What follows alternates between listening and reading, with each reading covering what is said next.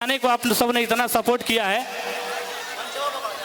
वाह किया रे बाबा साहब के मनता जन्मदिन हो, केकली आइल बानी सुन एगो किन हो। हाँ हाँ जयंती में गाना मार कैले रहे आप सबके प्यार से। किया रे बाबा साहब के मनता जन्मदिन हो, केकली आइल बानी सुन एगो किन हो। अरे नाचे हम जादे तू धीमे धीम डोला। जय भीम जय भीम। अरे नाचे हम जादे तू धीमे धीम डोला।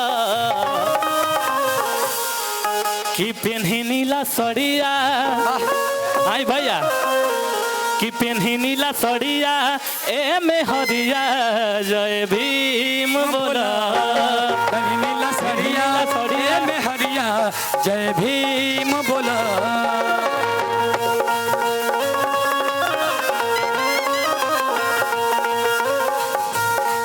अरे बाबा साहब के मनता जन्मदिन हो, केकली आइल बानी सुनो एगो किन हो।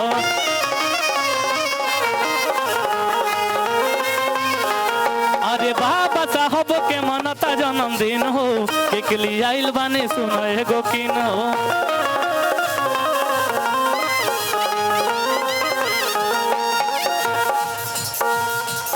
मार भैरे भैया, इतना रील आप सबने बनाए, इस पे 4 नंबर पे पूरा इंस्टा पे ट्रेंड कर रहा था।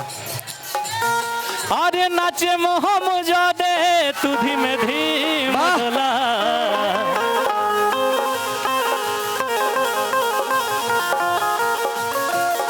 वाह, ये प्यार है आप सबके। अब एको को बगली ना भरल बाकी। वाह बहुत अच्छा भैया।